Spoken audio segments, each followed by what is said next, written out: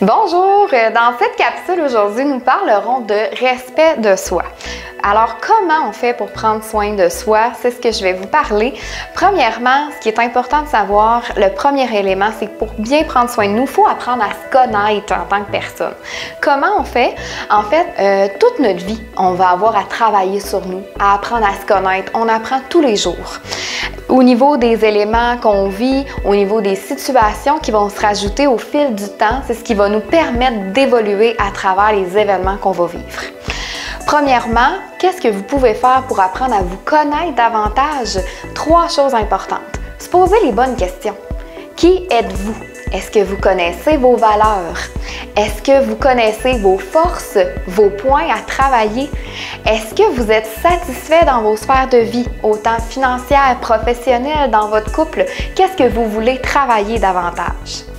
Parlons maintenant de respect de soi. En tant que proche aidant, vous êtes une personne importante et vous êtes une personne à part entière. Vous devez absolument apprendre à vous respecter en premier. De cette manière, vous serez en mesure de pouvoir donner à la personne que vous aidez.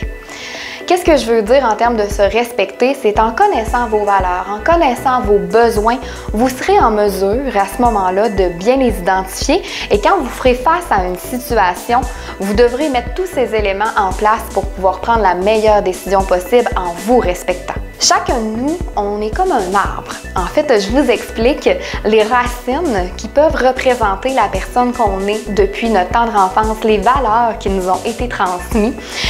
Si je continue avec les branches, qui représentent les événements qu'on a vécus au cours de notre vie, en fait, et que par la suite, avec les feuilles, qui représentent la personne qu'on est devenu avec le temps, qu'on devient. Nous sommes tous des personnes à part entière, avec chacun nos valeurs, chacun nos propres besoins. Nous sommes tous différents en tant que personnes et c'est important d'être conscient que nous sommes des êtres à part entière. Qu'est-ce que se respecter concrètement? Premier point, très important, soyez indulgents envers vous-même. Nous sommes souvent plus critiques envers nous qu'on le serait avec notre meilleur ami. Deuxièmement, soyez à l'écoute pour pouvoir répondre à la demande d'une autre personne et accepter la critique qui pourrait être très constructive pour vous. Se respecter, c'est également être en mesure de mettre ses limites, de dire non. Pourquoi est-ce que c'est important de le faire? Je vous le dis à l'instant. Premier élément, pour ne pas oublier qu'est-ce qui est important pour vous. Si vous répondez toujours oui aux demandes des autres, vous pouvez à travers le temps vous oublier parce que vous allez éprouver aussi de l'épuisement de toujours dire oui à tout le monde. Dites-vous oui à vous en premier et soyez capable de dire non aux autres. Pour protéger votre confiance en vous, quand on dit oui toujours aux autres, on s'oublie dans nos valeurs, on se perd à travers le temps. Donc, soyez très, très conscient que votre estime de vous-même est importante et que vous aurez de la difficulté à prendre confiance en vous si vous dites oui en tout temps.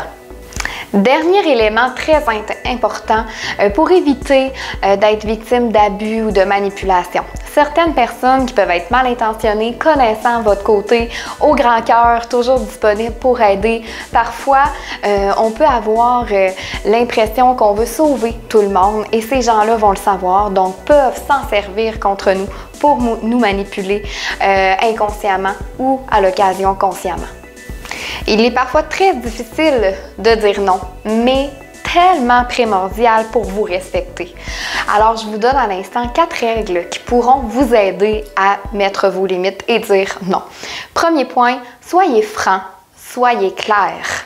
Donc, à ce moment-là, quand c'est clair et franc, personne ne peut aller bifurquer sur ce que vous voulez vraiment. Deuxième point, soyez très affirmatif. Évitez les excuses, évitez les justifications. C'est tout simplement non. Si vous donnez une justification ou une explication, la personne pourra s'en servir contre vous pour essayer de vous faire changer d'idée. Troisième point, placez-vous au centre de vos décisions et de vos priorités. Quatrième point, c'est important de prendre le temps Vous n'êtes pas obligé de répondre dans l'immédiat. Prenez le temps de prendre du recul, de réfléchir selon les éléments que je vous ai donnés au point de départ. Quelles sont vos valeurs? Quels sont vos besoins dans cette situation? Et revenez avec la personne par la suite pour émettre votre décision finale. Finalement, se respecter et apprendre à mettre ses limites, c'est bon pour tout le monde. Mais en tant que proche aidant, vous serez de plus en plus sollicité à mettre vos limites. Et vous devez prendre soin de vous, apprendre à mettre vos limites et vous connaître pour être en mesure de continuer à bien exercer votre rôle de proche aidant.